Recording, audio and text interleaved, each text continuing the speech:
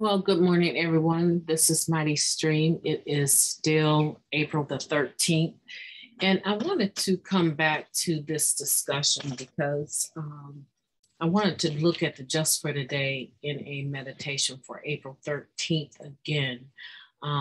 As you know, I'm on different platforms, social media platforms. I'm not comfortable with all of them, but I am on them for a purpose. And one of the purposes that I see fit to be on different social medias is because we are in an age where people are not, generally speaking, they are not receptive to in-person, up close and personal contact with individuals. And we have been through 2 hard years of losses and changing and adjustments. And so what I've seen is that people's mental health is not as stable as, say, as it would be or would have been 2.5 years ago, even. Okay. So things have changed for a lot of people, and their outlet has also changed as far as how they go about managing their stress has changed. A lot of people are finding that they're overweight. A lot of people are finding that they're dealing with high blood pressure issues, grieving. I have so many friends that are grieving the loss of their elderly parents, but some of them lost them due to COVID directly. I know people that have lost their mates due to COVID. One mate ended up being out and about, just grocery shopping, trying to get things for the family, and came in contact with COVID-19, comes home, not aware that they are carrying it and have infected someone that had already compromised health, right? And end up losing a family member, just from trying to take care of their families. So I know individuals personally that have lost their husbands or their wives, and they cannot get over the fact that they feel like the reason why they passed was because they were not more careful about the restrictions and wearing masks and stuff like that. So there's been a lot of losses, and a lot of people are guilt-ridden. A lot of people are actually just trying to figure out how to move on and how to carry on and how to wake up every day and live this life. We are in the land of the living, and they are trying to figure out, how do I just show up every day without my loved ones in my life?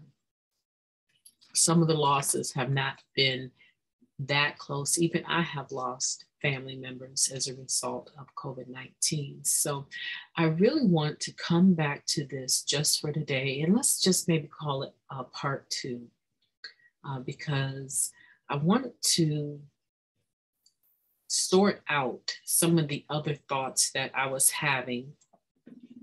I was having some other thoughts as I was ending the last session.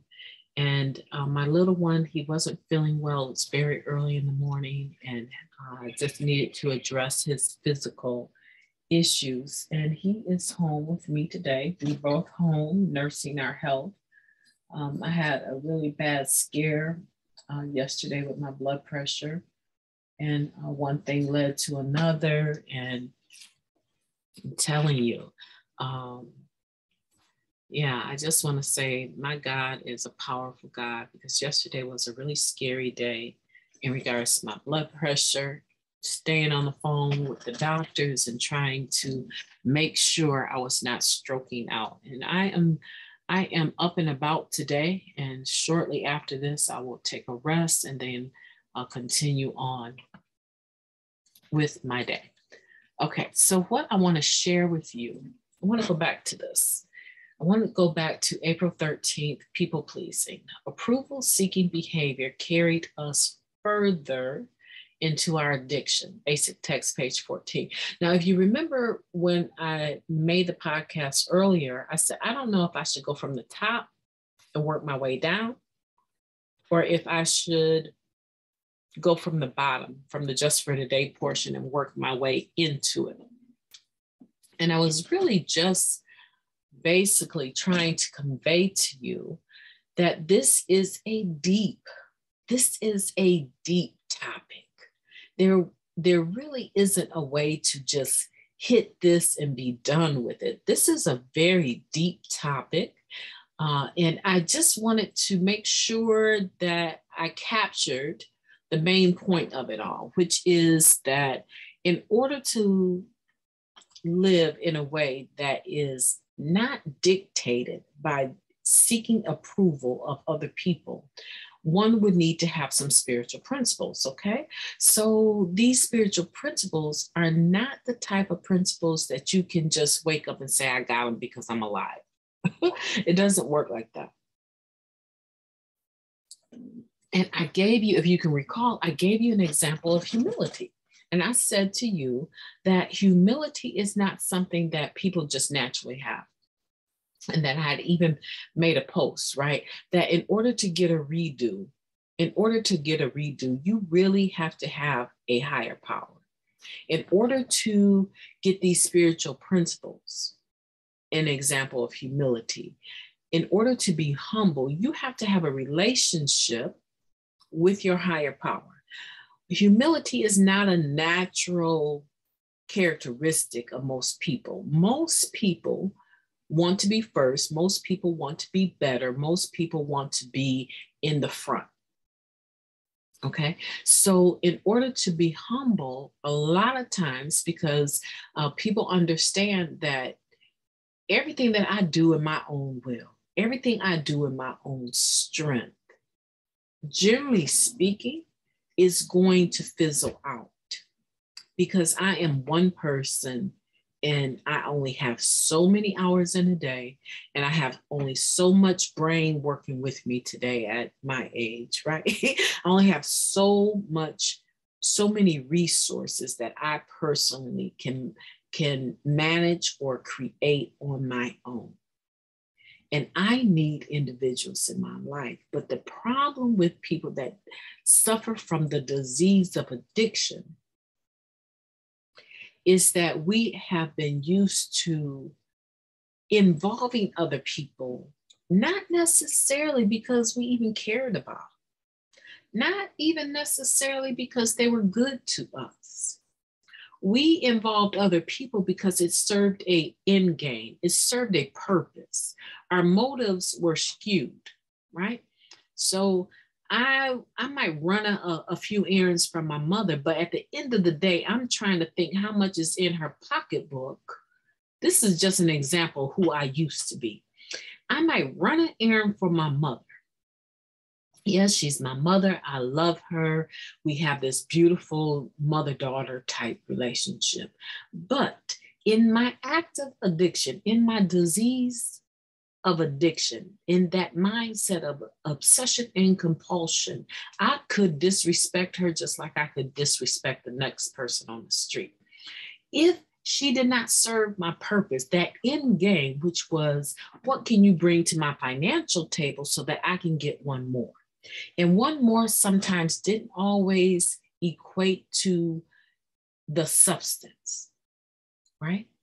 Because I want to make sure I get this to you. I want to make sure that you understand that the disease of addiction is not always, initially for me, it's about the drug. But for a lot of people, the disease of addiction is not about a substance. It's about a feel good. And I need to make sure you understand that, okay? Because if you are a person that, well, I just drink on the weekend, I might do a line of Coke here and there if I'm partying, but I wouldn't classify myself as an addict. Now, I will submit to you that you are not telling the truth because I don't know too many people. I don't know too many people, okay, that don't have some manifestation of obsession and compulsion in their lives. Now, it may not be about the drug for them, but it may be about the gambling, like I said in the other piece, the scratch offs, that skirt that you chasing, that you know that you got a ring on your finger, but you're still chasing this skirt at work, okay, or this man that you're after. after that you already know he has a wife and a family, but you just will not quit until you have him in your bed, right? So we have other, you know what? I was sitting at this restaurant. It was all you can eat restaurant. And I was there with the boys, and I had one of their best friends, and it was like a birthday acknowledgement, right? And so we're sitting there, the four of us. And when I walked in, I saw someone sitting there of some size, probably maybe 500 pounds or so, of some size. And at that moment, they were not eating a single thing. They were drinking something, but the plates the individual had to come collect, it was like some 10 plates that the individual had to come collect and make room. And that person continued to sit there. And that person was there when I left. And I said, ooh, especially this particular place, they know they have some really delicious sushi, right? I thought to myself, I could eat sushi all day. Oh my goodness, right? So there's some people, they're not talking about the substance of a drug or alcohol, right? Alcohol to me is a drug. Anything that is mind and mood altering will classify as your drug. If it takes you somewhere and you keep chasing to have that experience of the first one over and over, I wouldn't care if it was a drug or not, a substance or not, you are dealing with the disease of addiction. And so what I'm saying is that most of us have something that we chase. Everybody may not be aware of it, but a lot of us have something that we still chase, even if it is not per se a drug substance. And I want for everyone to understand that people that suffer from the disease of addiction, they can take the medicine, right? They can take the medicine to curb that appetite. The medicine is within the 12 steps of the program.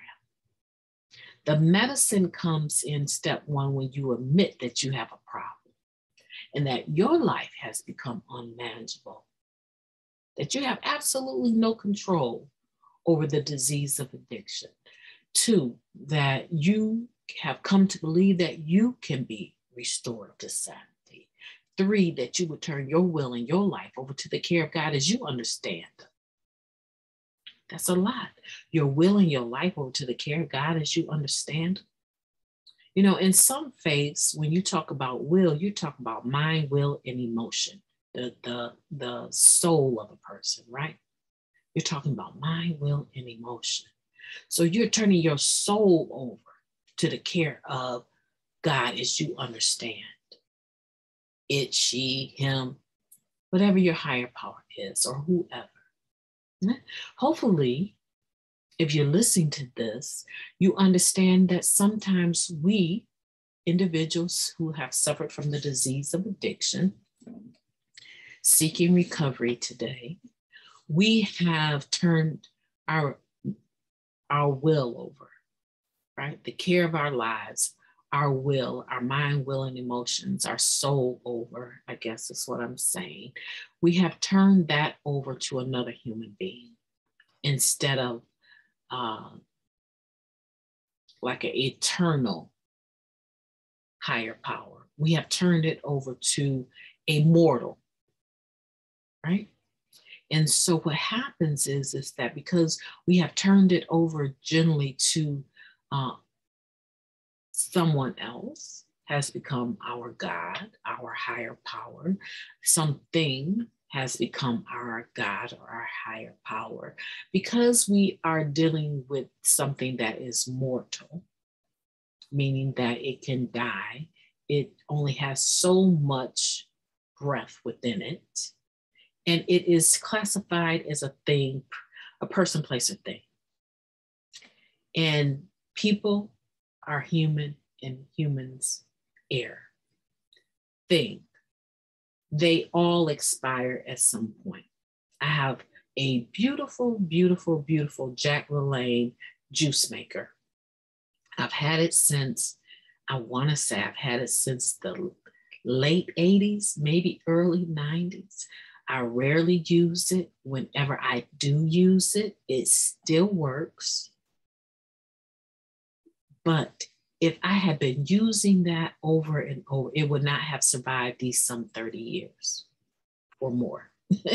Most generally speaking, even a rainbow, a rainbow vacuum sweeper, these things have warranties on them, lifetime warranties, because they know the physical thing is going to wear out, but they will replace it because they believe in the product that much, right? So people, places, and things. The individual that has a place where they like to go to worship will eventually experience that facility at some point in time will have to change, or it will have to be rebuilt. Because even the roofs that people put on today, you only get 30 years with the shingles, right? So everything we know, rust and moths can come in and take it away, or death can come and take it away, or imperfection can come and take it away. And as a result, so then if we are looking to those things as our higher power and thinking that they can approve us or they can disapprove us, and that's our tendency when we suffer from the disease of addiction, we're more worried about what the next person thinks than what our higher power thinks. Well, actually, the next person has become our higher power, right? So we've kind of misaligned some things. And then we wonder why when someone is on Facebook and they don't like our posts, and we know that they've seen it because they're on somebody else's page. Now, I'm really talking here. Right? Because you can almost follow the activity of the footprint, the digital footprint of some folk, right? So when they're on someone else's page and they give them a heart, then you make a post and you can see they gave that person a heart not too long ago because you also saw the same post and you liked it or hearted it, right?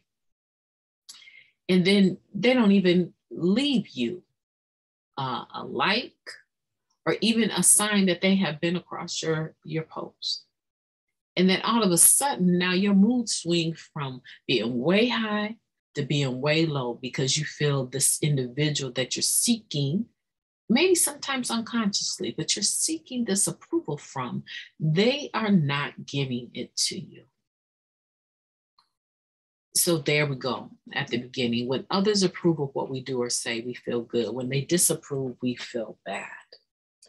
That is your first sign that you are within your approval-seeking behavior. Now, am I saying that you should go through life not ever caring about the people within your network, the people within your home, the people that you work with, not ever caring about what they have to say or think about what you're doing? Absolutely not, because we know no man is an island. Self-sufficiency is a lie. It's a good ideal, but just waking up and turning on my lights, turning when I hit my switch, I know I have paid my bill. When I hit my switch for electricity, I expect there to be light in whatever room I'm entering.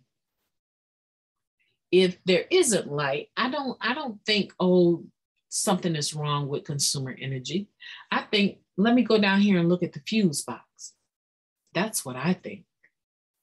Because there is no way possible, if I'm paying this bill, that I should not have light, right? I am depending on consumer energy to make sure that the electricity pumps through here. Do they have outages? Absolutely. Car accidents happen, storms happen. But generally speaking, you go to their website or you can pull it up on your phone and see where the outages are, right? You can find out whether or not this is an outage in your area or not. Generally speaking, I depend on consumer energy to make sure that my gas keeps my home warm, and this electricity comes through my home so that I can have light for everyone. I have candles. I know exactly where they're at. If I need them, I know where to go to get them. I know how to light them because my matches and my lighters are all in a place where I remember by heart. And there's some in every room except for the boys' room. Okay. So self-sufficiency, that I can make this light all by myself. That's a simple example that I'm sharing with you to show you that self-sufficiency is a good ideal, but it's a lie. You cannot exist in this world in and of itself all by yourself. Some preppers have perfected self-sufficiency, right? But basically, if you're listening to me, we have that commonality, right? We're living in a home, we have electricity, we depend on the internet, we depend on the bank to do what they say they're gonna do, right? So that we can withdraw our money when we need it. These are things that are real. These are things that are real. And the point that I'm making is that generally speaking, all of us have someone in our lives that we are concerned about what they think about what we do. MightyStream is not saying to you, don't be concerned. Matter of fact, I would think that that would be an issue if you just go through life with this careless attitude, not concerned about the people that are players in your sphere, right? We want to be compassionate. We don't want to be harsh, but we don't want to give people that much power over our mood, over our existence, over our happiness, over our joy. We do not give them the place of God. We do not give them our higher powers place. And this process of coming into recovery allows each one of us to practice empowering ourselves through our higher power. This is about you and your higher power. This is about you going to bed at night and knowing that you don't have anybody on that 10th step that you have devastated, that you have righted your wrongs as you made them and are conscious of them without trying to carry them on for days, being guilt-ridden. This is a new way of living. This is that new person, that new man, that new nature. This is about living a different way. So I wanted to come back here and I wanted to share with you that if you are a person that you have given your power over to others, you've been having this approval-seeking behavior, and you are trying to redirect that energy. I want to tell you that practice makes perfect. You will not get it right every day, all day long. You will find that if you don't stay aware of HO.O.D, hungry, angry, lonely, and tired, if you don't stay aware of HO.O.D, that you can slip, you can have these mental relapses that become spiritual relapses because they're mental, right? And then eventually, if you're not careful, they can grow on you. You can do something that no one else is aware of, and it can eat you up on the inside because you know that your motive for doing what you're doing is about getting accolades. It's about having people look at you in a certain light. And you know in your own spirit that you are not okay with what you have to do it, right? That's why the other fellowship has to say to thy own self be true, right? And I'm like, that sounds good. That sounds really slick. I like that. To thy own self be true. If thy own self is true, right? You can be, how does the basic text say it? It said that we lost all social graces. So that newcomer coming into the program to I own self be true, that is not a tested statement, or that's not sound for them at the point where they're just trying to get clean, because they have not been true to themselves. And their characteristics and their way that they function is all about getting one more and dog eat dog, getting up over the next one. So if these survival skills have kept them to this point and they continue to trust them, they're going to end up in what we say jails, institutions, or death. They can't trust to their own self be true. What they can trust is that they can get a sponsor or a mentor, someone to help them through working the steps and understands the principles of the steps. They can trust another human being. And that's going to be difficult coming in, because a lot of people don't know anything about trusting someone else, but they have constantly depended upon themselves and gotten basically nowhere, right? So when it talks about we break the people-pleasing cycle, when we stop acting merely to gain others' approval and start acting on our higher power's will for us. That's why I said this is deep, because if you don't have a relationship with your higher power, how in the world would you know? How in the world would you know that that's your higher power's will for you?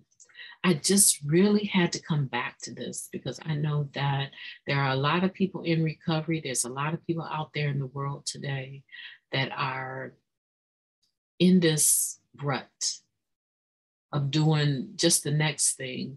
And they think that that next thing should be okay. Everyone should be okay with that, but they're not really looking at the scope of what they're doing and how it does affect other people, sometimes negatively, right?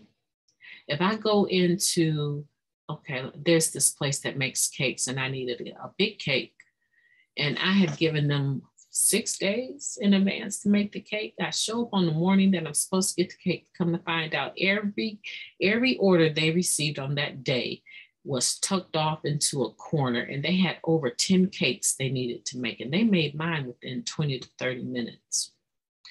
But the staff was in a lurch, because what they thought they were working on, they come to find out they had to add 10 immediate cakes to their day. So I told her, you were there and you know for a fact that I made sure I did everything that I needed to do. She says, I know, I'm so sorry. And I said, I know you are. I'll be back in 30 minutes. I came back in 20 and it was ready. Do you know, I was so grateful that I treated her well. I ended up with it. I ended up for a $40 cake paying $10, not even $10, right? So I was really grateful that I knew who I was. I knew who I was trying to get approval from, my higher power. And I knew that there was a fruit from that. There should be a obvious manifestation of the fact that I understand that I'm seeking the approval of God and not man. Right? There should be an obvious manifestation of that. I should be able to look at my past record over the last 2-3 days and tell you should be able to look at it, as a matter of fact, and tell me who you think I'm seeking the approval of. Right? So when your life becomes open to that point, where others could, if they wanted to, scrutinize it. And they would be able to tell you, she do a lot in the community. And one thing I can tell you about her, she's very humble, but she's serious about what she does. And she is not trying to get all the accolades, even though she's getting them. That's not her most important thing. Her most important thing is making sure that she does what she was created to do, right? I know people like that in my life. And when people look at your life, they should be able to see the fruit of what you're trying to do or who you're seeking approval from. They will be able to just look at that in a second and say, okay, She says she's spiritual. She says she's working on spiritual principles, but yeah, I just saw her cuss a whole person, a whole store out over a cake. Wrong answer. You see what I'm saying? I'm not really concerned that people would look at my life and see something different, right? That's not the purpose of my life. But if it ever was under scrutiny, they should be able to come back and say, that's a person living by spiritual principles.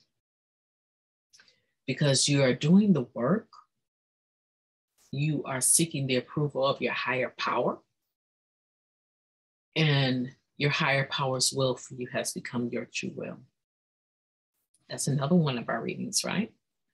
That's where we're all trying to go. That's where we want to be able to wake up every day saying, you know what, no matter what has gone on, I'm at peace because I've settled yesterday with yesterday. And if you owe some amends, make them. Not necessarily what I'm sorry, but that's, with improving the behavior. Okay. So I hope that's helpful to you. I wanted to just double back and hit this one more time.